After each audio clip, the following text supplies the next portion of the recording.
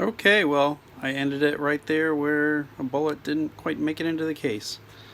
Well, looks like I need a little more tweaking for this setup, but I just started reloading some 7.62 by 54 Mosin round.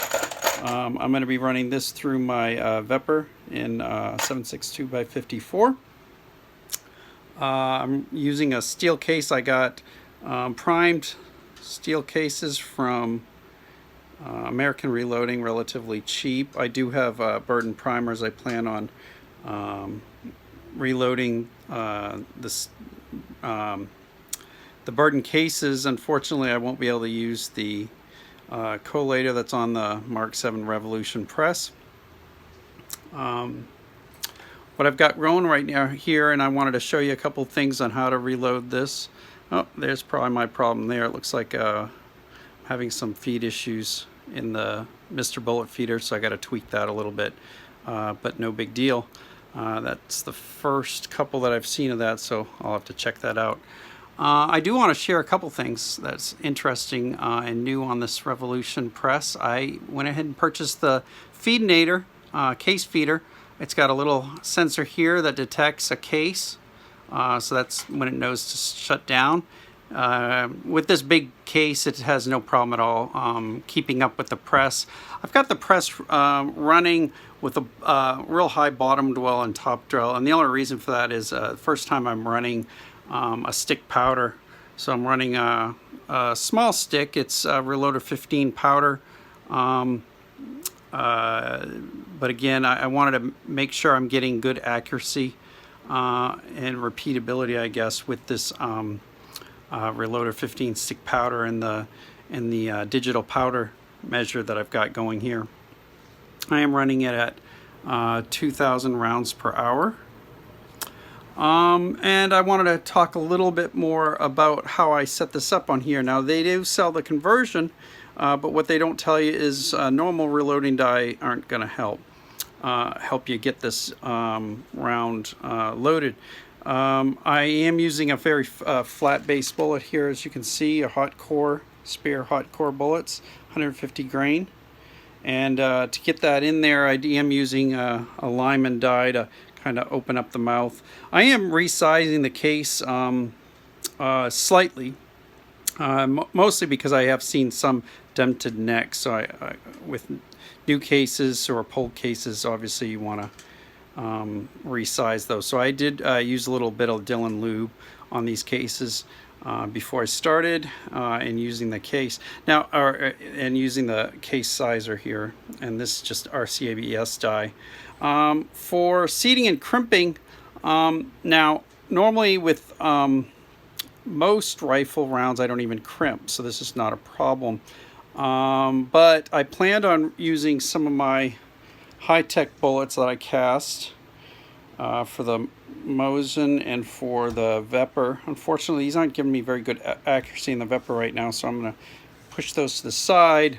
But regardless, I did purchase an extra seating die to be able to give it the crimp. And why did I do that? Well, the problem with using a seat and crimp die like this, or any old stock crimp die, is you got to screw the die into the press so far down that unfortunately the shell plate starts to move before it's the tool head is lifted up far enough, and it clips the tips of the bullets. Now, with maybe some full metal jackets, it's not a problem, but for these soft points, it really has been a big problem. And the solution I came up with was just purchasing another seating die, another RCBS, which happened to be on clearance from Mid-South, I believe. I just cut the base of that die right off. The non-thread part, essentially, I cut right off with a grinder. That allows me to use this as a crimp die without clipping the bullet tip. I did back out the cedar all the way. Now you could do this same thing with your cedar and just use the cedar and seat and crimp in one step, but I like to crimp separately, especially when I'm using cast. That's why I bought that. Now, talk a little bit more about this Feedinator. I bought this from a gentleman in Cedar Park, Texas, which is just about 20-30 minutes north of me. So I went ahead and drove up there. He's got a good little setup. He's building this and some other reloading products. And this is pretty well made. All it takes is, for a conversion, is this little spout here and the plate itself. It may or may not require a different size tube. In this case, the By 54 requires a bigger tube for the large rim it's got. Now, I did ask him to custom make a bunch of different calibers that I run, including 458 SOCOM, 4570, and a number of others. So we haven't tried those out yet, but I will give those a whirl, and he asked me to send him feedback in case something goes wrong. I didn't really have any issues getting this set up for By 54. The only problem I did have was he didn't quite glue this part onto the base flush enough, so I had to just kind of scrape off the lip here so that this stayed screwed in flush with the bottom of the case feeder. Once that was done, it's been working perfectly.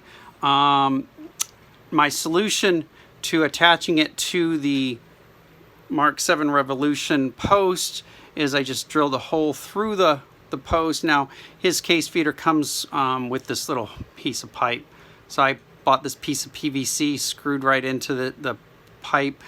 His does come with a system that mounts onto the square post of a Dillon. In my case, I wanted to mount it to this round post, so I use this piece of PVC and a little clevis pin to attach this. I will use it on probably some of my other presses. I've got a second Revolution and an Evolution and a 1050, so I might swap them around until I determine that I really like it. If so, maybe I'll buy another one to run. Anyways, that's what I've got set up right now. It's working really well outside of this little error that you caught right at the end there, where obviously the Mr. Bullet feeder is giving me some trouble. So I'm going to go ahead and play with that, make sure that's all set up again, and then start reloading again. Anyways, I hope you enjoyed this. I hope you enjoyed the tip of cutting that base of the die off. Really, I got that tip right from Dillon. They use 308 die for 30-06 on their 1050 just because they're a shorter die. So that I didn't make that up myself. I just essentially used that same tip that Dillon uses for 30-06 on their 1050s. Anyways, hope you enjoyed it. Y'all take care.